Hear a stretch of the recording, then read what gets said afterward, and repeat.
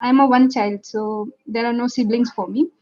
सारे एक्सपेक्टेशंस मुझ पे रहते हैं कि यही जॉब करना है, यही डॉक्टर बन जाएगी, यही इंजीनियर करेगी, वैसे like that I am not able to cope up with that. Like बहुत सारे एक्सपेक्टेशन रहते हैं। अब पोस्ट ग्रेजुएशन भी हो चुका है, तो it's like I am looking for jobs, they are expecting me to find in abroad as well as here.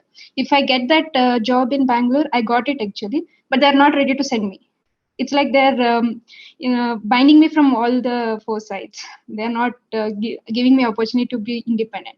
At the same time, they're expecting me to be independent. उसमें क्या होता है कि फ्रस्ट्रेशन इरिटेशन आ जाते हैं उनके ऊपर भी और खुद के ऊपर भी। ज्यादातर इंडियन पेरेंट्स में ये प्रॉब्लम देखने को मिलेगी, बिकॉज यहाँ पर क्या होता है, जो पेरेंट्स होते हैं वो बहुत ही ज्यादा पोजेसिव होते हैं अपने बच्चों को लेकर के। ये एक मायने में अच्छा भी है और एक मायने में बुरा भी है।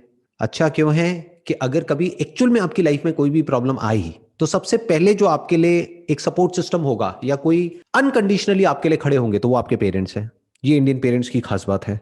वो ये नहीं कहेंगे कि नहीं तुम अब अपने आप हैंडल करो, अब तुम बड़े हो गए हो ना। Even if you are 40 years old और आपको कोई प्रॉब्लम हो गई तो आपके पेरेंट्स आपके लिए खड़े हैं उस वक्त भी। ये इंडियन पेरेंट्स की खास बात है। That is one. ये प्लस पॉइंट है। माइनस पॉइंट क्या है कि वो ओवर पोजेसिव हो जाते हैं। They act as an authority. They start dictating कि तुम्हें ये करना है, वो करना है, ये नहीं करना है, वो नहीं करना है। तो उनके लिए अच्छे बच्चों का मतलब क्या, जो हमारी हर बात माने, और गंदे बच्चों का मतलब क्या, या वो बच्चा जो बिगड़ गया है उसका मतलब क्या, ये हमारी बात नहीं मानता है। तो यहां पर समझना क्या है इंडियन पेरेंट्स को, जो बच्चे हैं वो कोई रोबोट्स नहीं है कि हमने उनको इंस्ट्रक्शन दिया और वो हमारे इंस्ट्रक्शंस के हिसाब से चलने लग गए। और अगर वो रोबोट बन भी गए तो ऐसे बच्चों का करोगे क्या, क्योंकि आप तो हमेशा के लिए नहीं रहने वाले हो। यानी कि जो पेरेंट्स हैं वो हमेशा के लिए तो रहेंगे नहीं। फिर जब पेरेंट्स नहीं होंगे तो वो बच्चा क्या करेगा, अपने डिसीजंस तो कभी ले ही नहीं पाएगा। वो तो हमेशा अपने पेरेंट्स को ढूंढता रहेगा अपने आसपास में। जैसे फॉर एग्जाम्पल लाइफ में आगे जाकर के बच्चे की शादी होगी या और जो प्रॉब्लम्स आएंगी, जो भी कुछ होगा, तब भी क्या वो अपने पेरेंट्स को फोन करेंगे हर बात के लिए? फिर क्या करेंगे, फंस गए ना। वो तो बड़े हुए ही नहीं, उनको तो कभी बड़े होने दिया ही नहीं। बड़े कैसे होते हैं, स्ट्रगल करके, चैलेंजेस को फेस करके, अननोन टेरिटरी में जा करके, कुछ ऐसा करके जो हमने पहले नहीं किया है, कुछ ऐसा करके जिसमें थोड़ा रिस्क हो, कैलकुलेटेड रिस्क हो, तभी तो ग्रोथ होती है। एक सेफ एनवायरनमेंट में ग्रोथ थोड़ी ना होती है, वो तो कैद होती है। अब सवाल उठता है कि अगर हमारे ऐसे पेरेंट्स हैं तो हम क्या करें। तो आपको अपने आप से क्वेश्चन पूछना है कि आपके लिए इंपॉर्टेंट क्या है। इंडिपेंडेंटली अपना कुछ करना, अपनी लाइफ को अपनी टर्म्स पे जीना, या फिर एक अच्छी बेटी बन करके रहना। दोनों ऑप्शंस है। अच्छी बेटी का मतलब क्या है पेरेंट्स के पॉइंट ऑफ व्यू से देखा जाए तो, जो हमारी बात माने।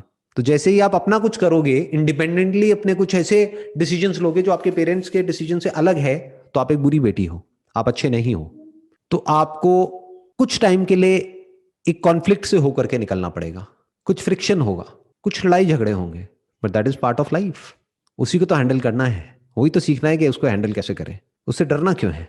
एक बात पक्की है कि आप कुछ गलत तो नहीं करने वाले। आप क्या बात कर रहे हो कि मेरे को, अभी मैं एक ऐसे टाउन में रहती हूँ जो सिटी से थोड़ा सा दूर है, तो मेरे को वहां पर जाकर के जॉब करनी है, मेरे को मिल रही है जॉब, तो इसमें गलत क्या है? Nothing wrong with it. तो fight for it, fight for what is right, what is your right. You are now an adult, you are no more a child. Ideally क्या होना चाहिए कि जब बच्चा 18 साल से ऊपर हो जाता है तो पेरेंट्स को बिल्कुल भी इंटरफेयर नहीं करना चाहिए बच्चे के डिसीजंस में। बस पेरेंट्स को बता देना चाहिए कि हमारे पास पे इतने रिसोर्सेज हैं तुम्हारे लिए। क्योंकि ऐसा भी ना हो ना कि वो बच्चा कोई ऐसे डिसीजंस ले ले कि वो पेरेंट्स खुद प्रॉब्लम में आ जाए। बट आप तो ऐसा कुछ करने की बात कर ही नहीं रहे हो। You are not talking about business, you are talking about a simple job, जहां पर आप जाओगे, आपको सैलरी मिलेगी, उसी सैलरी से आप अपना खर्चा उठाओगे, यानी घर रेंट पे लोगे, जो भी कुछ करोगे अपने बेस पर करोगे, और फिर आगे बढ़ोगे अपनी लाइफ में। अरे ये तो करना ही चाहिए, अभी नहीं करोगे तो कब करोगे? वो प्रॉब्लम हो रहा है तो लड़ो अपनी प्रॉब्लम के लिए। आज नहीं लड़ोगे तो कब लड़ोगे? पेरेंट्स हैं आपके, आप ही तो लड़ोगे अपने पेरेंट्स से। अब लड़ो मतलब ये नहीं कि चीखो चिल्लाओ वट, मतलब फेस करो ना उनको, बात करो उनके साथ बैठ करके, उनको अपना पॉइंट समझाओ, एक्सप्रेस करो, tell it to them that this is what I want. कई बार लाइफ में क्या होता है कि वो लोग जो हमको सबसे ज्यादा प्यार करते हैं वो हमें आगे बढ़ने से रोकते हैं। क्यों? अपने डर की वजह से, कि कहीं इसके साथ ये ना हो जाए, वो ना हो जाए, वो ना हो जाए, वो ना हो जाए। आप उनको समझाओ कि अगर देखो कुछ गलत होना होगा तो वो यहां पर रह करके भी हो जाएगा। ऐसा तो नहीं है ना कि अभी जहां हम रह रहे हैं वो जगह बिल्कुल सेफ है, या फिर आप 24 घंटे मेरे साथ रहते हो और मेरे को प्रोटेक्ट कर लोगे। आप मेरे बॉडीगार्ड तो नहीं हो। तो अगर मैं वहां जाती हूं और अपने बेस पर कुछ करती हूं, at least I have an experience in my life जिसके बेस पर मैं फ्यूचर में कभी भी इंडिपेंडेंटली कुछ भी कर सकती हूँ। अगर अभी आपको एक्सपीरियंस होगा ही नहीं, और सोचो कुछ टाइम में, जैसा टिपिकली इंडिया में होता है कि आपकी शादी हो जाएगी और फ्यूचर में कभी आपको जरूरत पड़ी इंडिपेंडेंटली कभी कुछ करने की, तो कैसे करोगे? अभी जो एज थी उसमें तो कभी कुछ किया ही नहीं। तो तब अगर किसी वजह से करना पड़ गया अकेले, तो आप तो बिल्कुल ही डर जाओगे, आप कहोगे ये क्या हो गया। उस वक्त आपके पेरेंट्स क्या करेंगे? उनको बोलो कि लाइफ में कभी तो जरूरत पड़ सकती है ना। ज्यादातर क्या होता है इंडिया में कि लड़कों को तो बोल देते हैं कि हाँ तुम जाओ जहां जाना है, लड़कियों को रोक देते हैं और लड़कियां रुक भी जाती हैं। अरे तो लड़ो अपनी राइट के लिए, you have the right, legally you are eligible to do what you feel like doing, as far as that is in the legal boundary, as far as you are not doing something illegal। आप एक सही काम करने वाले हो जो आपके future के लिए अच्छा है और जो अल्टीमेटली उनके लिए भी अच्छा है, क्योंकि वो भी तभी फ्री हो पाएंगे, वो कब खुश रह पाएंगे जब आप खुश रहोगे। और खुश रहता कौन है इस दुनिया में? वो जो इंडिपेंडेंट है, जो किसी पर डिपेंड हो गया है, वो खुश कैसे रहेगा? वो तो कठपुतली बन गया ना, वो तो किसी के पीछे पीछे पीछे पीछे घूमता रहेगा, वो तो किसी पर डिपेंड हो गया। So stand up for what is right, what is your right. वैसे भी अगर ऐसे टोकते रहते हैं तो क्या होता है कि we will mask our self, उनसे छुपाते हैं अच्छे काम के लिए, लेकिन हमको जो करना है वो करते हैं लेकिन छुपाते हैं उनसे। वैसे बन जाता है सिचुएशंस, और फिर वो आके कहते हैं कि अच्छा क्या कर रही हो, हम फिर से उसे छुपाना पड़ता है। प्रॉब्लम क्या होती है कि हम कभी भी कॉन्फ्लिक्ट को फेस नहीं करते हैं, हम डरते हैं कॉन्फ्लिक्ट से। तो अगर आपने कभी कॉन्फ्लिक्ट को फेस ही नहीं किया है और फिर आगे जाकर के लाइफ में कई तरह के कॉन्फ्लिक्ट्स आएंगे, तो आप फेस ही नहीं कर पाओगे। अगर उसकी तैयारी करनी है तो अभी करनी है, this is the right time.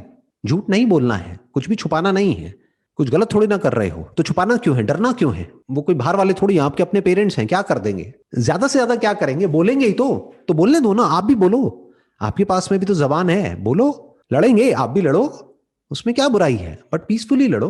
तो अपने राइट के लिए खड़े होना सीखो, this is very very important in life. अगर ये नहीं किया तो कभी नहीं कर पाओगे।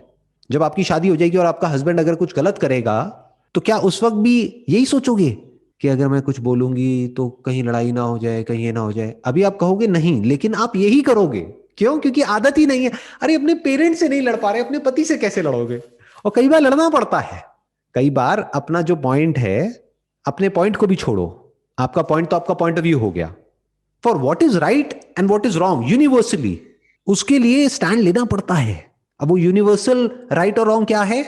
जो सामने वाला पर्सन चाहता है कि अगर मैं भी इसी सिचुएशन में हूं तो सामने वाला मेरे साथ में ऐसे बिहेव करे, और वो वैसे बिहेव नहीं कर रहा है, तो वो गलत है। जैसे हर जानवर चाहता है और हर इंसान भी यही चाहता है कि कोई मुझे फिजिकली हार्म ना करे। आप चाहोगे कि कोई आपको फिजिकली हार्म करे? तो अगर आप किसी को फिजिकली हार्म कर रहे हो तो ये गलत है, यूनिवर्सली गलत है। तो जब कुछ यूनिवर्सली गलत होता है किसी के साथ में भी, अगर आपके साथ भगवान ना करे कभी फ्यूचर में कुछ ऐसा होता है जो कि गलत है, तब आपको लड़ना पड़ेगा ना। बट लड़ने की तो प्रैक्टिस ही नहीं है, एग्री कर जाने की प्रैक्टिस है कि जो भी वो कहते हैं हाँ हाँ हाँ, ना तो बोलना हमको आता ही नहीं है।